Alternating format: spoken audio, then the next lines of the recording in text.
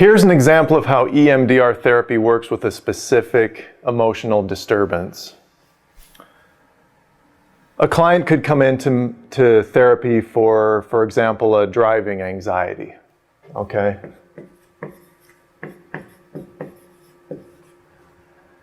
And within that driving anxiety, maybe a few years in the past, they had had a tragic car accident. And say this was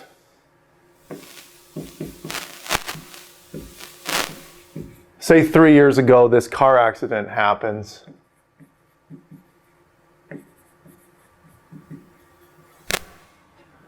But after the time has passed from the 3 years ago when the actual accident occurred into current day, there's now anxiety with driving by another car accident, for example, or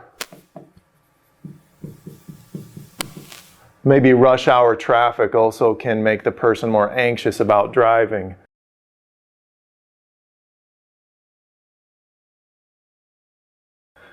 So after this point of the process, at this point in therapy, the client and myself, we will determine where would be a good point to start processing on this core memory, this core memory that's creating this driving anxiety. And if the original event is too traumatic to begin processing on, we'll pick one of these other what we would call a feeder memory to treat. So, for example, we'll choose seeing a car crash in a movie. So how the client and I would work together on that is we would first come up with a target, which is this movie that I just watched. And in this movie, I remember seeing a car crash that occurred. And then I stands for image. And the image for that person would be, say you pushed pause on the movie and you wanted to see the specific image of that movie that creates an emotional disturbance inside of the person's body, like a physiological response. So maybe the image for this person was seeing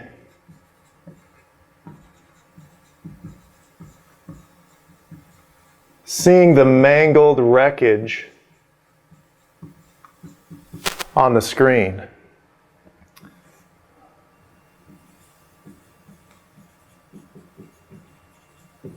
C stands for the cognition. And so what we're looking for out of the client at this point is, what is the negative thought that you have when you see this mangled wreckage image in your mind? And their negative cognition could be like, for example, I'm not safe. And I would ask the person, how true does I'm not safe feel to you when you bring up that image of the mangled wreckage into your brain? And they might say, on a scale of 1 to 7 right now, that feels like it's a 6 out of 7 true, as far as how it feels true to me. Even if I logically don't think that it's true, I emotionally feel that it's true. So then we're looking for a positive cognition throughout the course of the EMDR therapy that we can work towards. Now, the positive cognition can change through the course of processing. And in this case, maybe the client wants to feel, it's over now. Maybe it's over now, or I handled it okay, or something positive that makes them actually feel that when they look at when the picture of the mangled wreckage comes up, they no longer feel I'm not safe. They feel more like I handled it, or I'm okay now.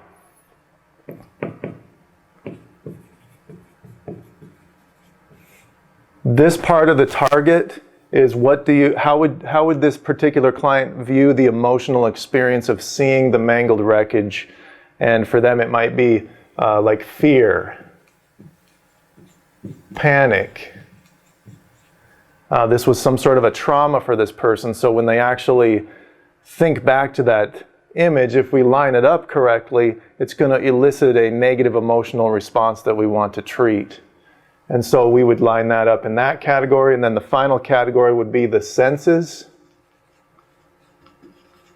And senses would be, okay, so when you identify that fear or that panic response, where physiologically do you feel that emotion in your body? And they might have to really think about that, and that's part of the therapy process that I work through with people, to learn to start to identify where they feel those things in their body. So if I get them into a place where they can kind of close their eyes and think about that image of the mangled wreckage, and they might say, yeah, right now as I'm thinking about that, I can actually feel it in my chest. Okay, so we would put chest right here.